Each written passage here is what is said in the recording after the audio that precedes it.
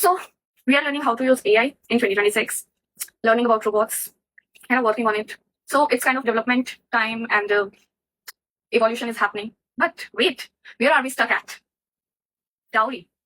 Like seriously, 2026 में भी दहेज के कारण लड़कियां मर रही हैं। और सबसे शॉकिंग बात, इसे गिफ्ट बोलकर जस्टिफाई कर देते हैं। अभी भोपाल में तुषार शर्मा का केस, नोएडा में केस, और इन सब में मतलब अंदर तक खिला दिया है। मैं एक बात कहना चाहती हूँ, अगर हमें डाउरी खत्म करनी है, ठीक है, तो ये सोशल जो हम जितना ये चीजें शेयर कर रहे हैं और रिपोस्ट और सब कुछ कर रहे हैं, so it's not gonna happen with that कि हम अभी ये सब चीजें शेयर कर रहे हैं एंड उसके कुछ टाइम बाद हम इसे स्टॉप कर देंगे, लोग भूल भी जाएंगे। उसके कई साल बाद नेक्स्ट केस आएगा तो शायद हम इस केस को रिवाइज करेंगे कि हाँ ऐसा हुआ था। So it's time to take initiative, yes, and we are the generation who are going to take the initiative if we really want any change. So हमें initiative लेना पड़ेगा, and how will we take initiative? By saying no. Yeah, we can say to our parents that we don't want any type of gifts or anything.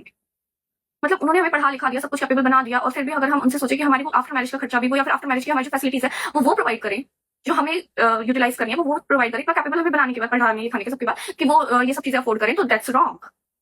We are being so much selfish then. ठीक है, उन लोगों ने अपने time में ये सब चीजें देखा, that's why they are doing that, but we are seeing the truth ना, that how things are earn and how they are spending.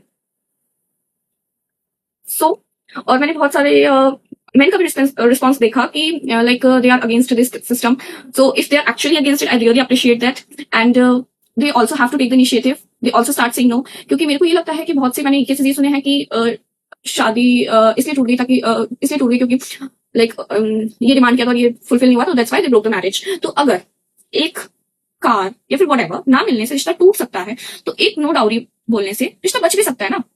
मतलब आप जब नो कार बोल के कि आप कार नहीं दे रहे तो मैं नहीं कर सकता, मेरे को तो ये फॉर्च्यूनर मिल रही थी और स्कॉर्पियो में मुझे क्या कहते वो करती है, तो आप ये सब जब बोल सकते हो, ठीक है, तो आपको लगता है कि ये रूड नहीं लगता। और अगर आप नो डाउरी बोलोगे तो रूड लगेगा, because they are giving it so happily and you will sound so rude in front of them.